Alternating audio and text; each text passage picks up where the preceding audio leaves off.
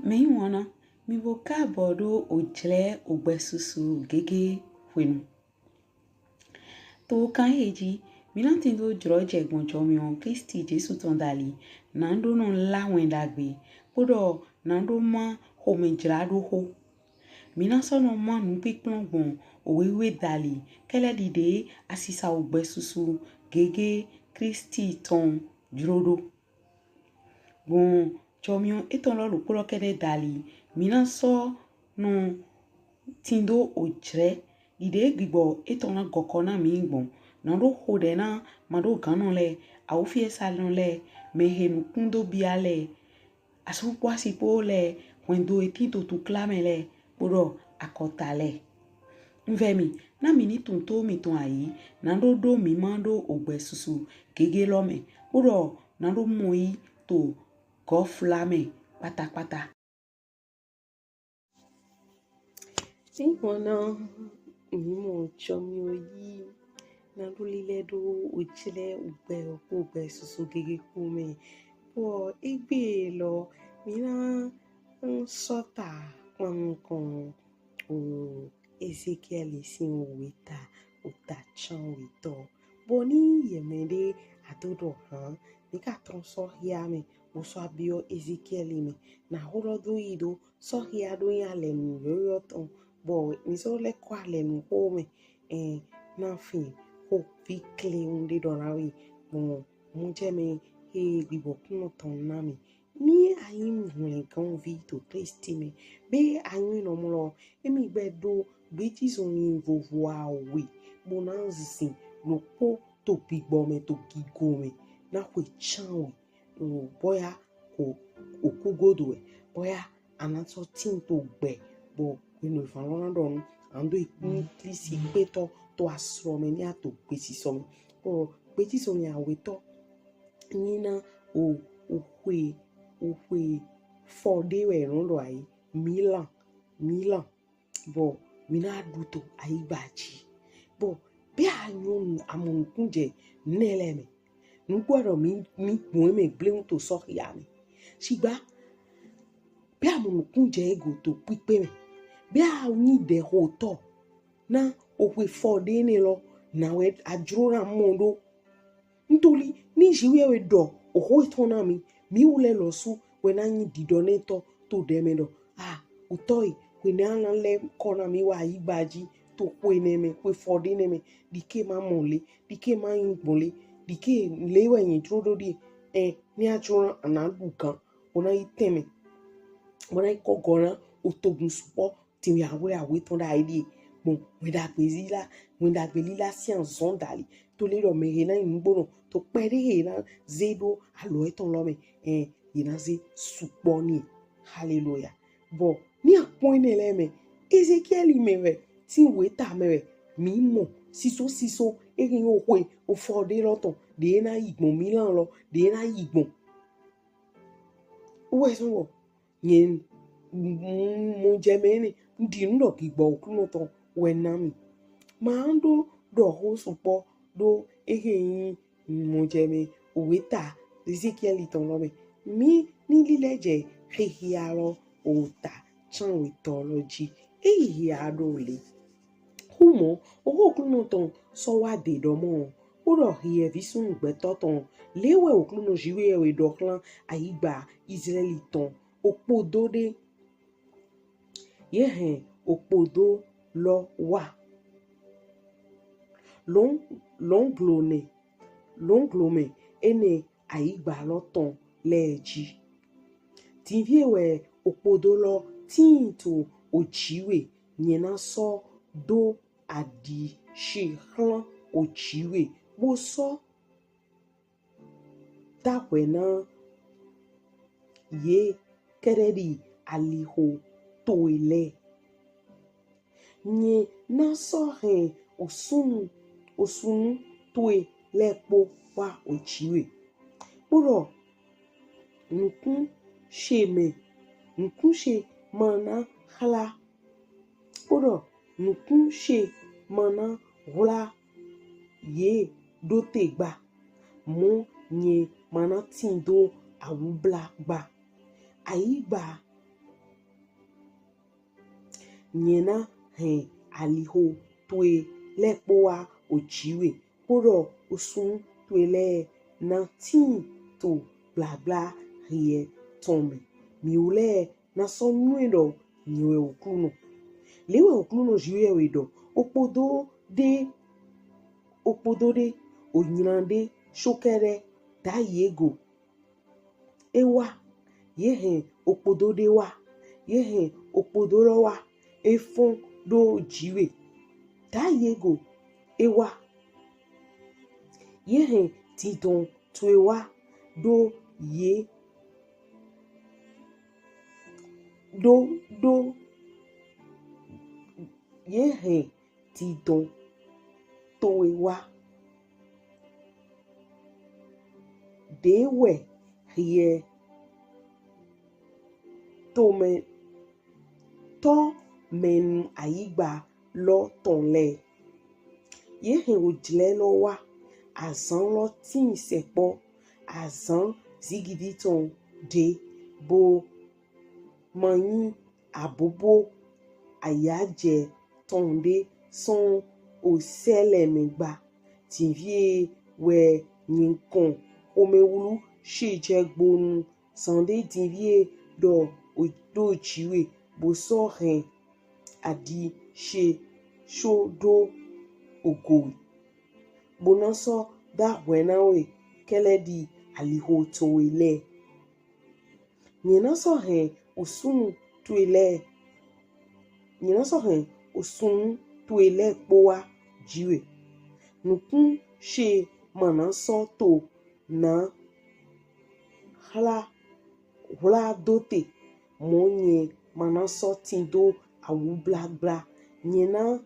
ren wa ojiwe keledi aliho to ile kpodo osun tuile na so tinto blabla rie tome miule na so nue donye okruno home da yego asanlo da yego ewa yehe didon tue jegbonu yi opo loko pase jakla ko tonkun yehe hunron fontite do opo nyan ton deme son yeme mo ba kavi son ogeye yeton me ma ba kavi son adokun yeton me ma ba mo avihwa de ma na tin na ye to fine yehe ojile lowa azan lo don sepo adike rikoto chaya blo kavi sisato blawu blo na omegbe tinto ogege etonle poji na sisato mana lego do ene heye sa de ni ogbe yetonle tle gbe ni ogbe yetonle tle gbe sorti to megbe lo shenchen na numimo lo je ogege eton petego ema to na le godogba mo mede pepe mana na hunkro ede to ogbe mehe tontin to onyanwa etome ye ko kun òpin lo bo ko hen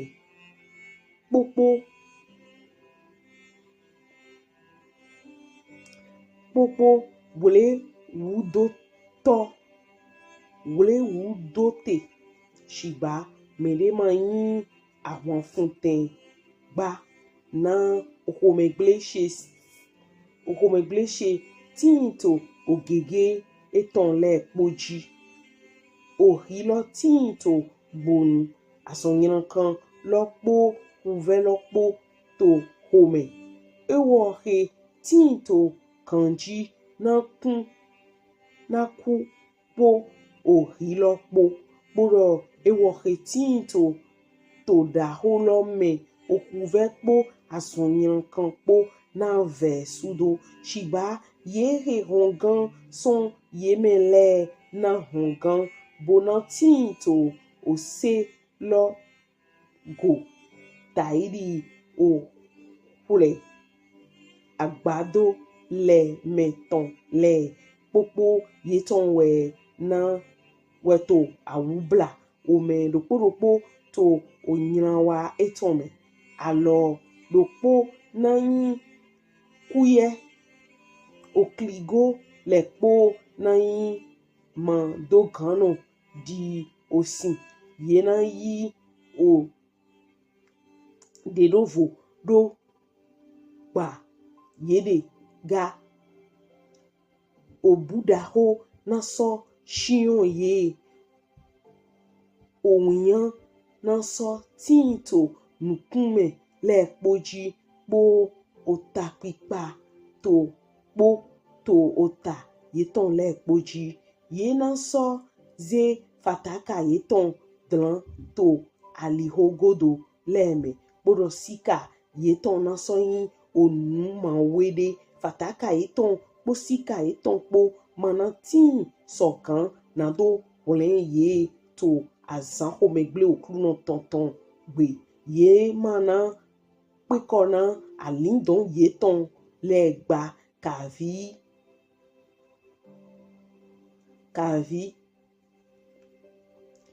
go adome yeton gba na eko yin san gbali onyanwa yeton wutu na ohwanpe ashodonu etonton ye le do usaklame ye so ba si boshio osunu yeton le to ton po onu hiawu yeton le po ene wutu we nye ko dohlen di onu mawe de hlan ye nyena so jo edo alo ojono le tome na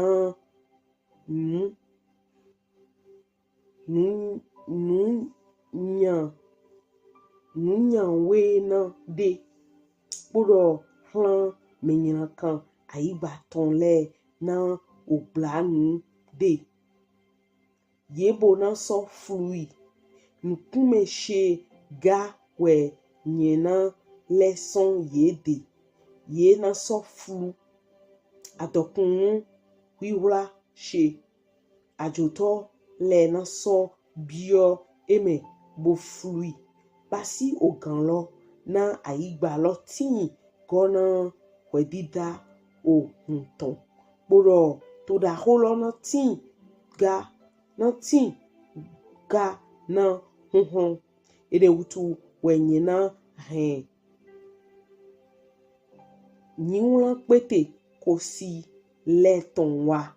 ye na so yi oho ye ton le na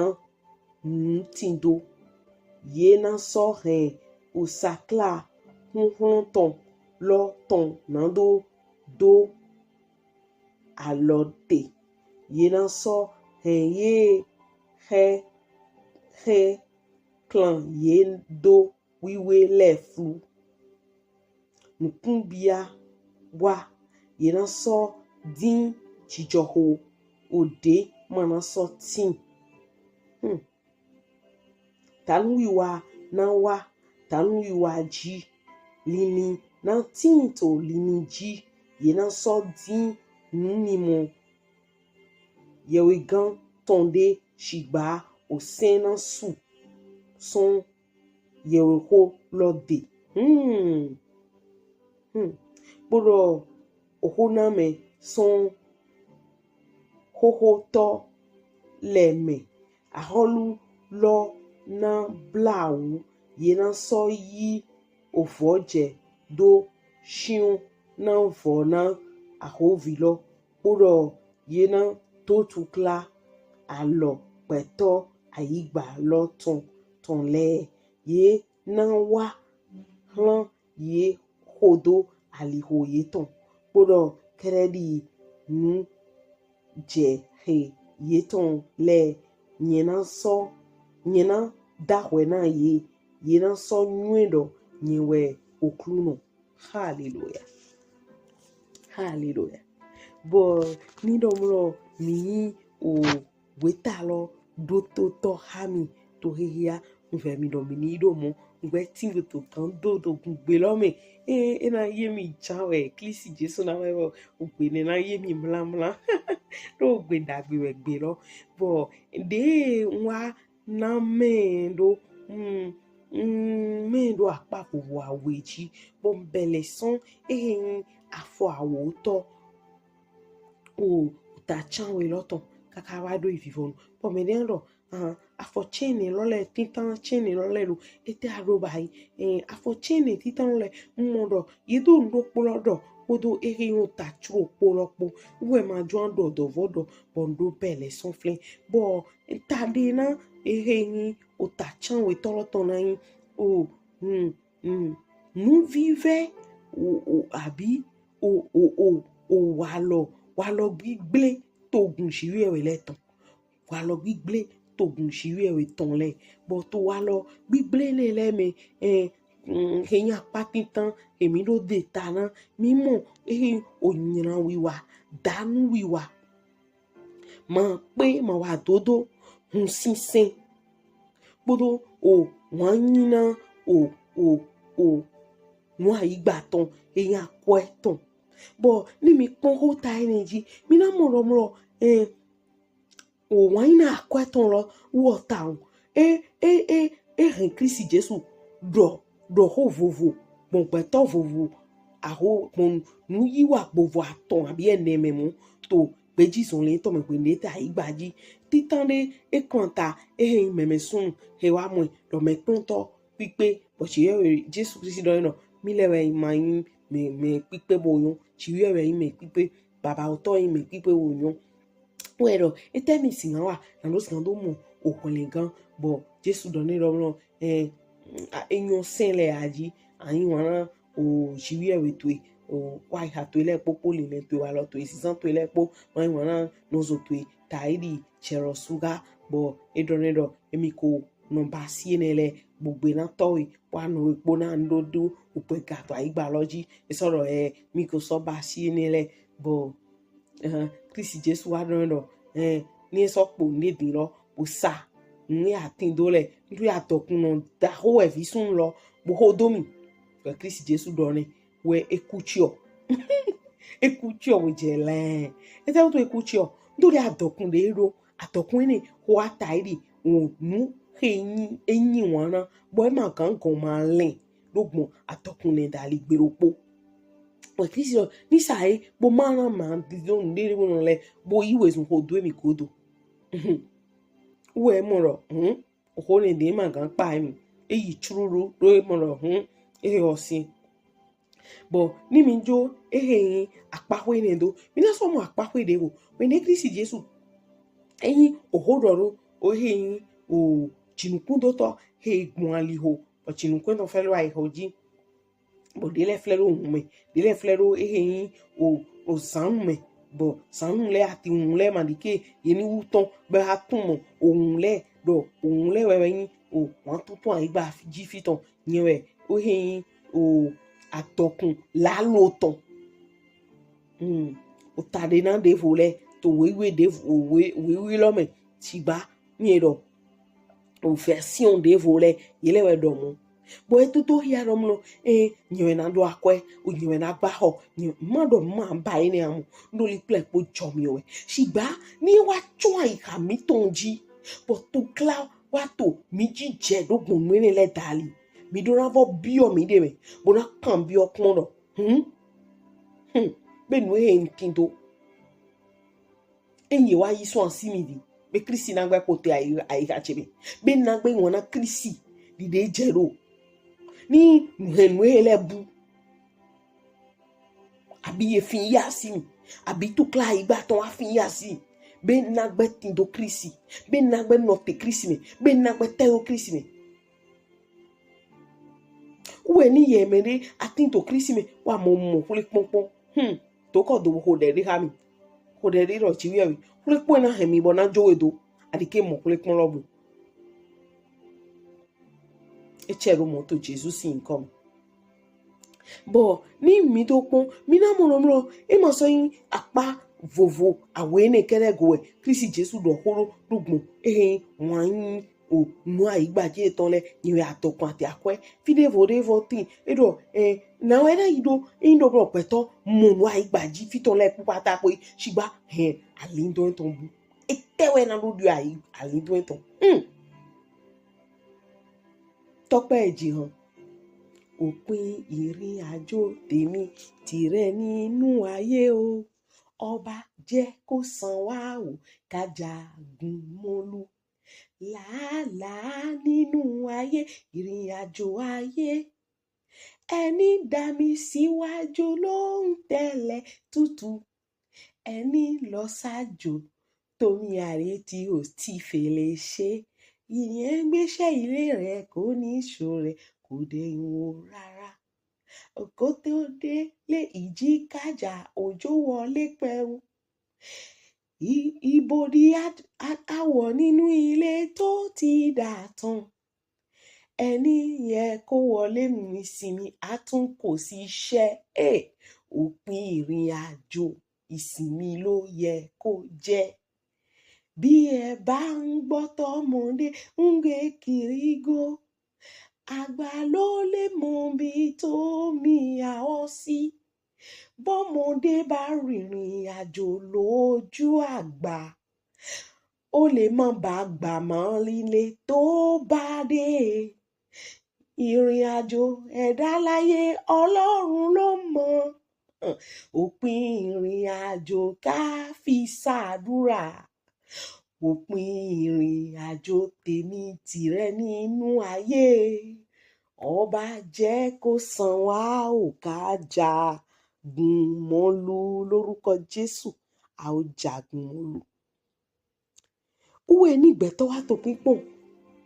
ya le mporo han energy bo kun ho lo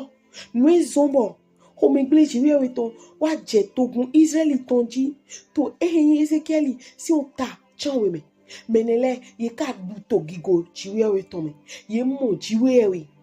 o togbo eton le sepo o solo fi jiwe we do alo eton ni ma jeblo alo eton je ran kuku ton bo ye mo gigo lo ye mo nuye lo bo ye pintan ni na yi de génération en génération chobo ye wa tindo wa lo mu nko bo ni mi do pon we ta Ezekiel ton lo mi ganze to hopo do na o mi we tito jle ehemele nítorí àgùntó tó flelelele di bo iro yin ko Jésù ton e do iro to flin sigba ni ye je kunkunji ìrànjẹ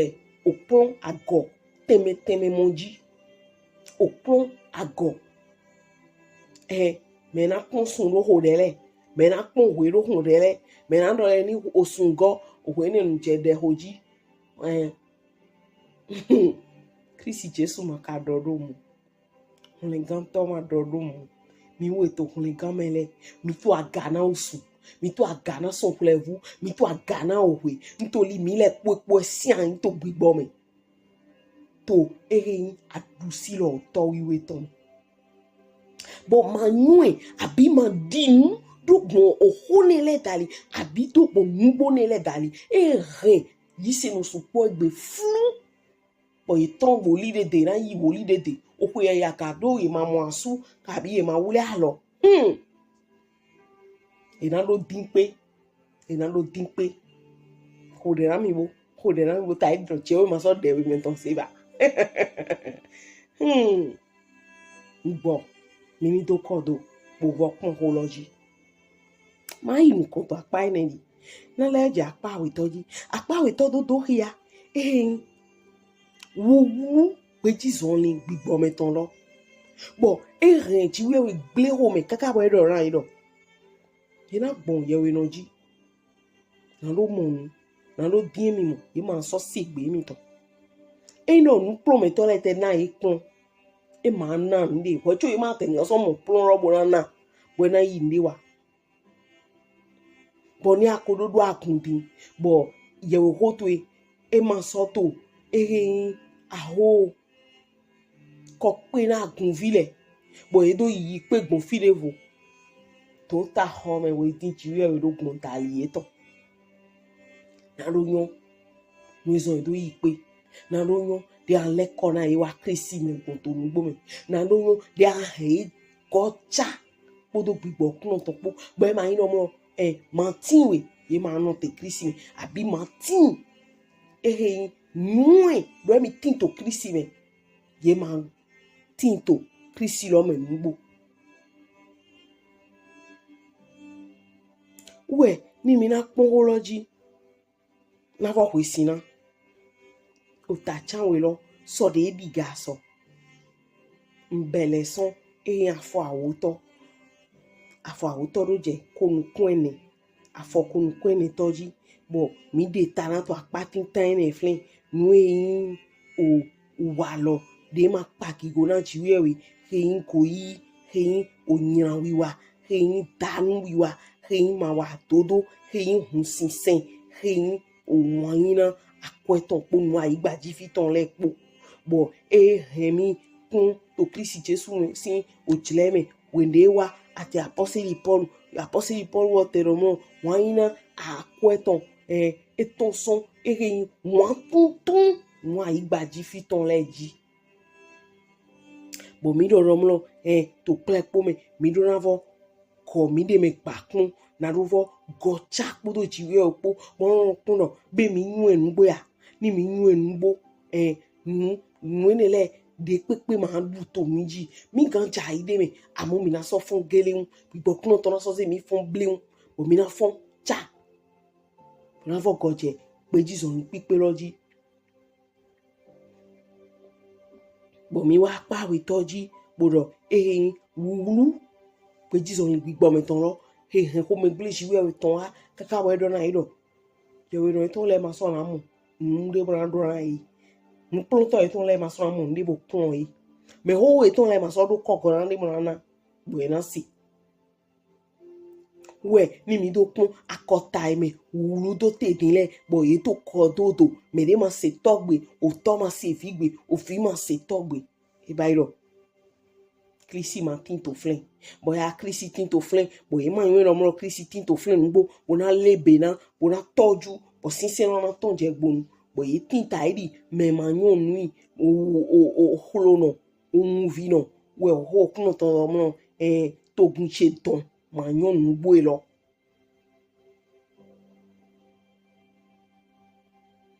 bo mi do to apatinta no ni awi mede bo amomo ko le konje to Krisi me do ko le kon heina hewe ton son Krisi me chewe di ka ni mo blu bo mi do ni share room bo ni mi do kon to apawe ni leji mi na mo eto taji na mi ni nyo me yin mi ise bo boya je ma o to so ise bo ado gbeche lo se bo do ye gan so ise lo ma yon ma o eto mo nugbo mo bi oro ni mo na we but ni eto mo nugbo fune we irun ja fun ho na medeji we ne ita fun we ne ye chi ho do na we ando ana de form yen ni ana ido ne gba ana ba ile gba ni ayin mere ko yun chi we nugbo ni ate ba yi kaka eso we ja yi aja amlon dogbe gbigbo we no ba yi command o na no yoro ena ba defile no le po ton gbon kun to me gbon ai ha to isi nkun me o amono mi jago bo eno je jona bi oji ngbodo yo jona mi be shiba di ando bi ojo na e o le vojo ya bi o e vojo ai ma so do nu ni elebu o boya ado bo ho de ha mi na ma le vojo ro ni pipe na ho de ha to Jesus in come baba togun to bi ode fi sun to bi ode fi yun to bi ode na le gan pipe lo na si gan do yun eto nugbo me we ho de na yo eto yeme bo ma o yun eto nugbo me le yo eto yeme bo igba poto o gbeji so ni ale nu ho ton lo me ye mo wa nyu wa yin na to e o wa yin na to kan don e rogo na ro he ro te bo ni tu claro te wa ayi sun lo te so mo ne ma so do bu na e chale na ile vo jolo ton ye wa ye ro kuno me kere bo bule ye son hila hilo e ton le me bule ye son tu cla e ton le me bule ye son depo e ton le me baba to Jesus sin come o njakana e ki ngo kan ho do me ton le nkun bi ya le o depo le to Jesus sin come do ngo de do hin to ni tado eji na ma eni yon ngbo lo ni so na ye me de kan jije pipe to Jesus sin come ho de lo te ni she to Jesus sin come bo ni ho de ni na we mano ma bi ọkùnrin gan me blo ọkùnrin gan sin se no po dali sin de ni e we le vojo bo ni ado na we gan mo ọkùnrin gan logmo we do mlo we ni ahun to o ho de adolo podo I happy pepo na wa chiche mi podo ha mi do le si we nsegbe to e bo nto ọkùnrin gan lo tin wewe no ho lo ko tinte o ho lo je jiwe we bo inye si o ho to lo bo so do dide tero yinu mo gbe yi bo ndo bibio ere ihun gan to en to didi mantin de hun gan hun gan atawo hun gan pipe lo na mi hun gan lo koko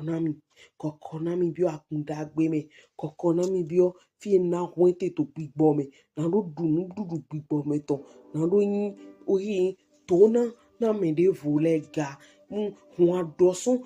àwọn adọ́nà sùn gbẹ̀dán chime ló máa ná gigo yìí kọ́ kírísì tán lẹ́pọ̀ bó námì wọ́n yín na ló sì hàn tó tẹ́rù kírísì gò tó nùgbònùgbò tó pípé mi kó àtòdó pọ̀ tó Jésù sì ń kọ́ mi ẹ ṣẹ̀rọ mọ́ níṣẹ́ bọ̀ yà yí dẹ̀ ní lọ́kọ́dọ́ mọ́ kàbá sọ́kọ́dọ́ dẹ̀ bò yín lọ́ mọ́ òde tó yín ṣiṣe tìwé ẹ̀wẹ̀ ẹ̀kúnlẹ̀wẹ̀ kan dìde mi dọ̀ọ́dọ́ tó dẹ̀ lọ́mọ to pípọn na gọkọ na wija akunda gbe me na nisi kan lo gbugbu boton na lo kun na lo inu kan bo ma so inu kan nkan mo to egbe ni ndodochi bo so ndodo me hunle gan to Kristi Jesu to iso ikwede vo to jire mi to gbe po gbe su gbe po me e da